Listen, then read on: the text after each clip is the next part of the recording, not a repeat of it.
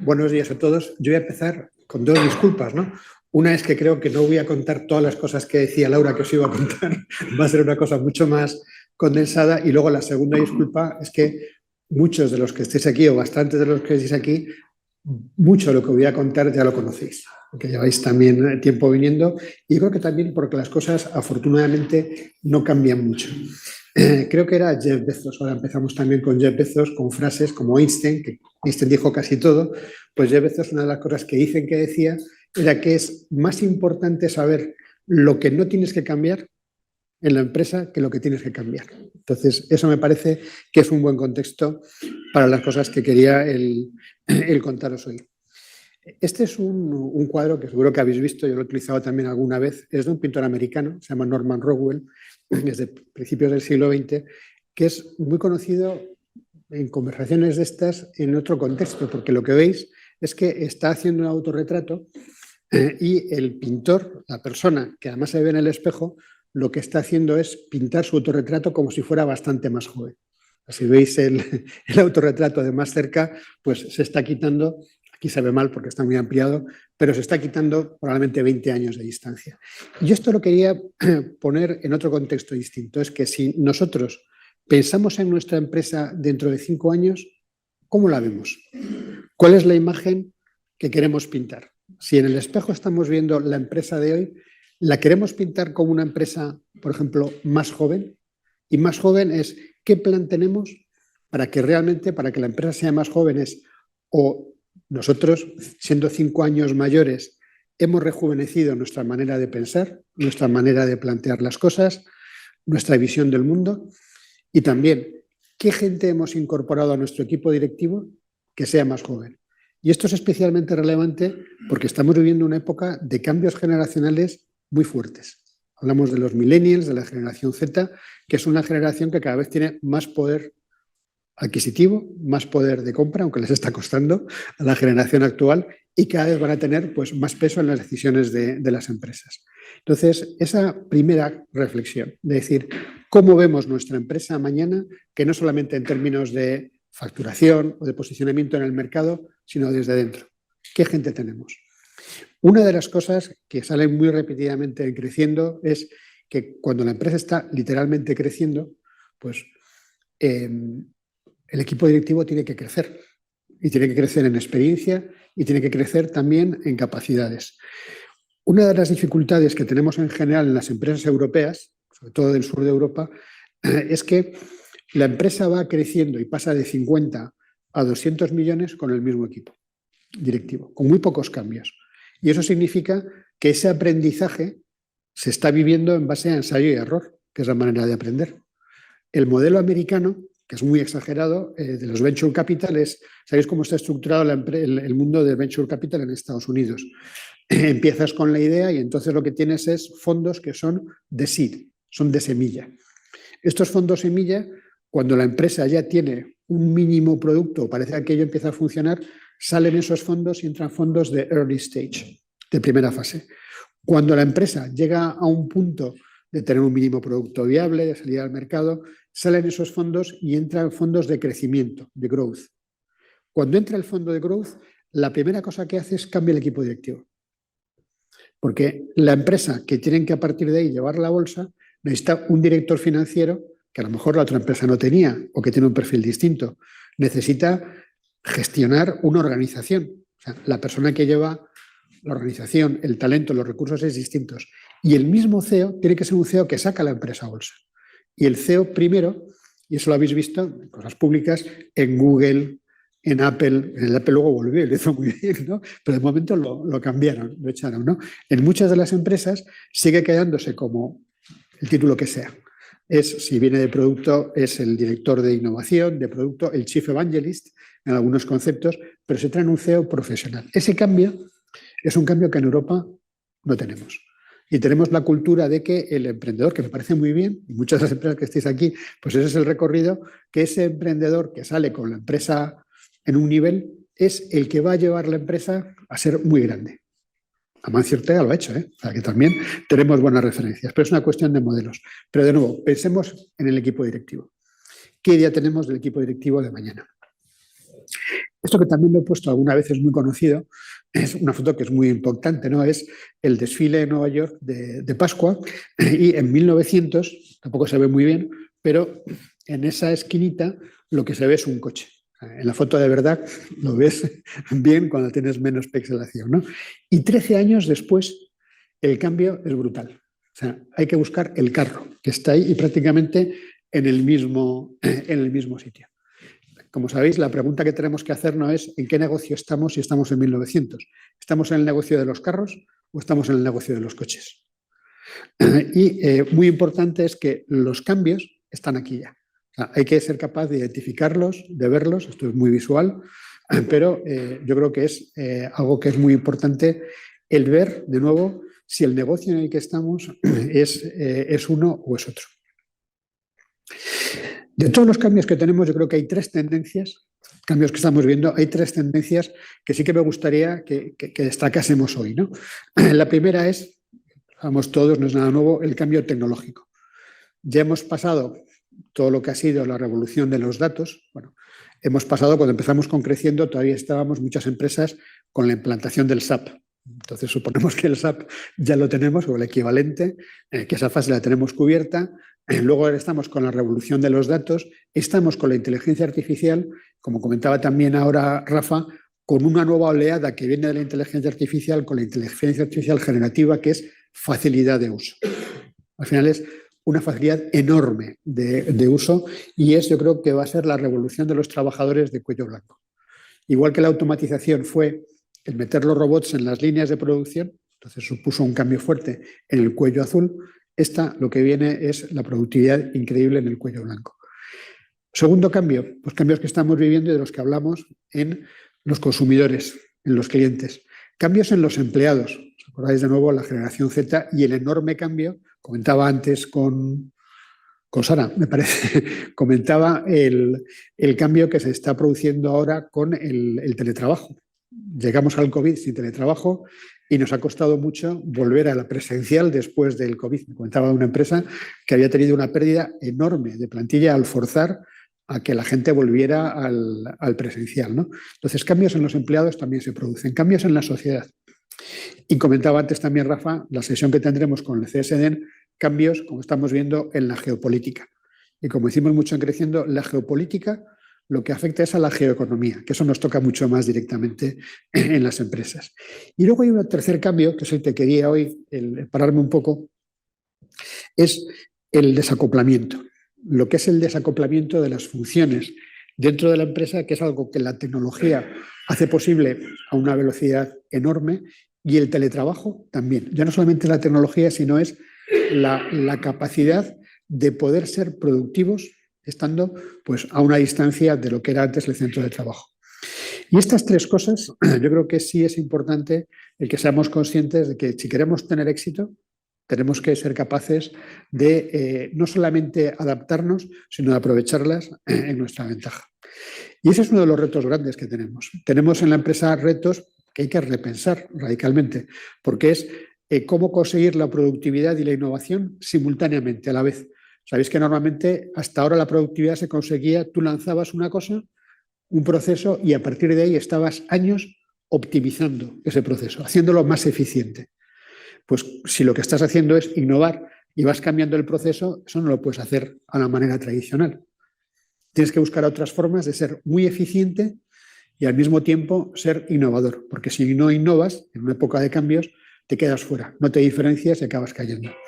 Una cosa que hemos dicho muchas veces en Creciendo, que lo he dicho, es hay que ser paranoicos con la productividad. Paranoicos, porque si no, esa es la condición necesaria pero no suficiente, dice matemáticas. Si no eres competitivo, si no eres eficiente, no tienes ni siquiera derecho a sentarte en la mesa desde el punto de vista de la competencia. Luego, hay que competir y hay que colaborar a la vez, y muchas veces con los mismos.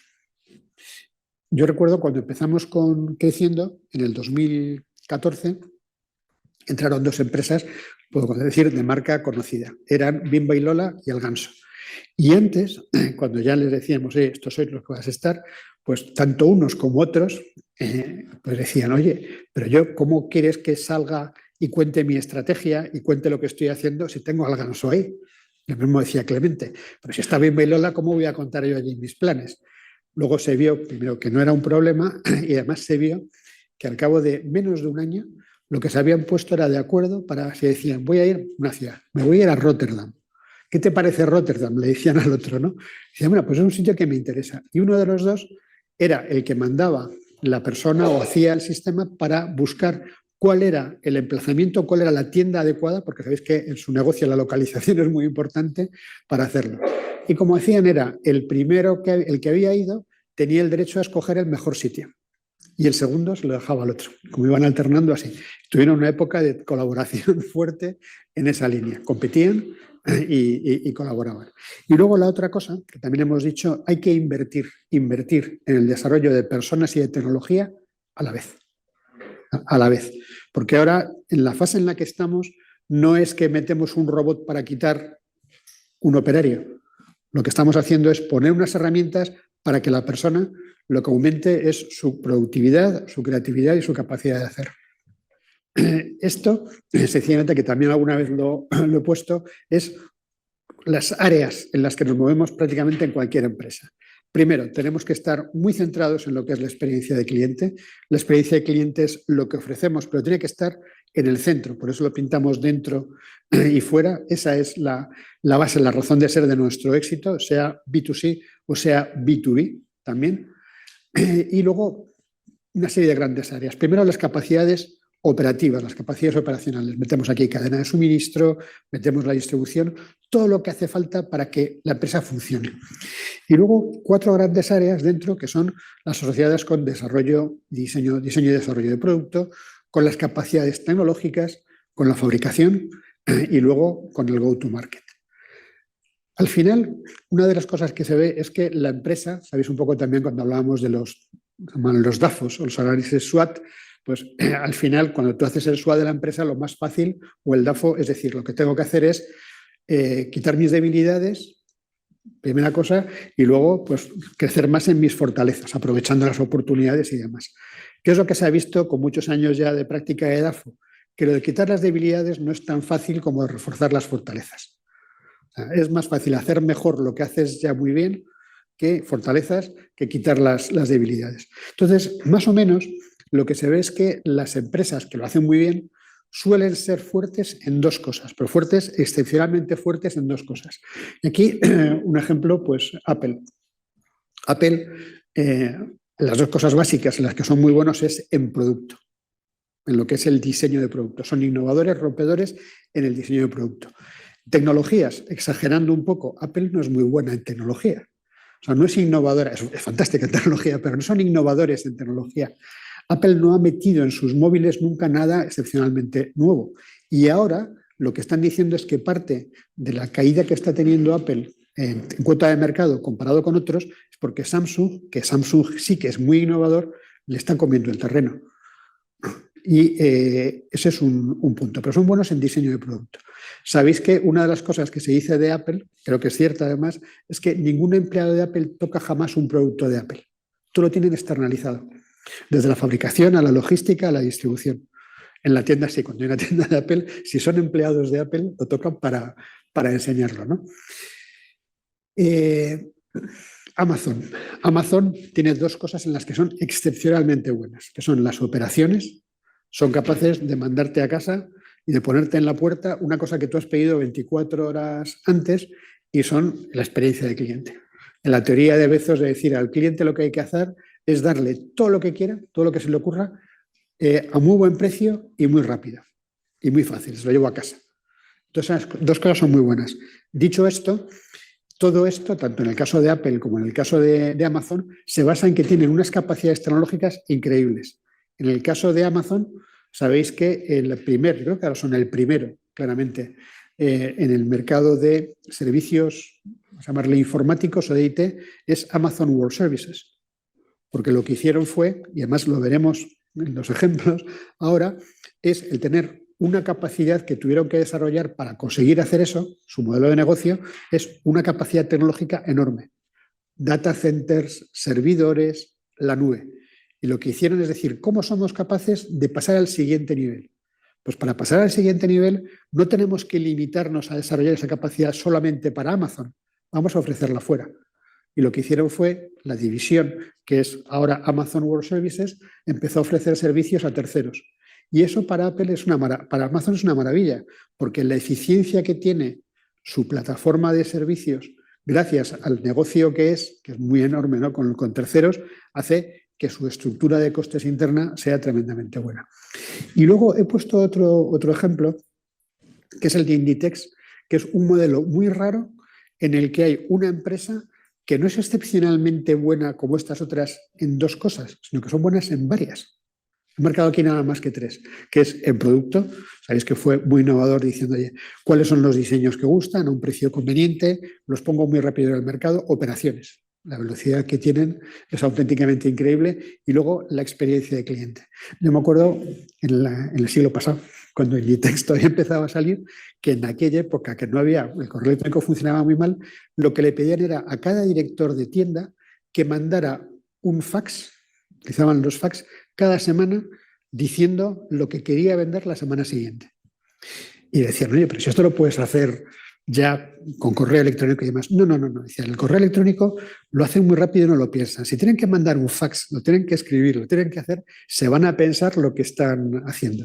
Y luego, aparte de que se lo pensaban, era la base que utilizaban para coger la experiencia del cliente.